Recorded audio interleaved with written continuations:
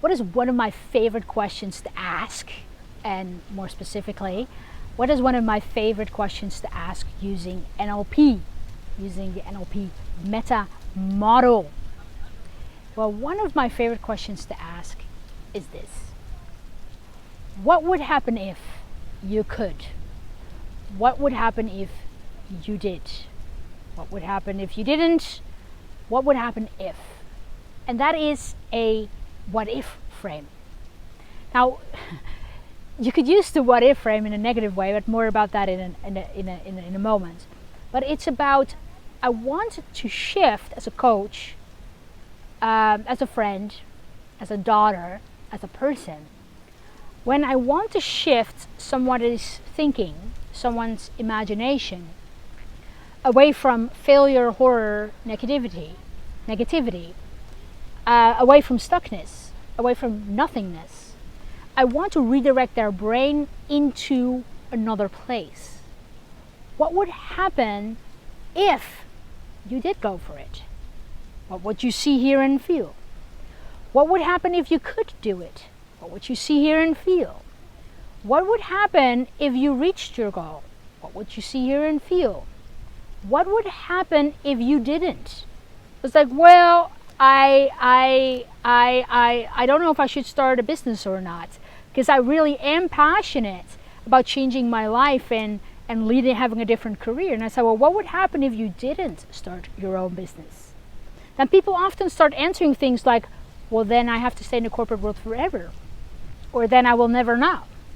Or see how even in that way you can say, oh, you take this amazing thing that could make you happy away from you. What would happen if you could do it? What would if you did run a marathon? What would happen if you trained for a marathon? What would happen if you, for everything that you don't know how to do, you learned how to do it so you could make it happen? What would happen if? What would happen if? You shift the brain into the not being able to do, into staying stuck. Now, I mentioned earlier, is there also a negative what if? Yeah. A negative what if is really about, well, what would happen if I fail? What would happen if I look like an idiot? What would happen if I couldn't do it? Then you start to do the exact same with your brain. Yeah? And your as if frame is about creating all of the negative emotions and coding the brain for failure, for falling. And yes, failure is feedback, but why not use your brain in a different way that it becomes transformational? So as a coach, as a person, you're going to be using this question a lot on yourself and on others, which means that you need to be conscious of when to start using this question. And so my challenge for you is, can you sit down right now for one moment and really think about what would happen if I did do this thing that's on my mind a lot, of something that I desire in a positive way? What would happen if? Just go through a series of scenarios in your life, your career, your finance, your physical and mental health, your fun and recreation, family and friends, significant other, personal development, physical environment, whatever it is. What would happen if you did something or didn't do something? Then I want you to think about what it is that you're going to do today.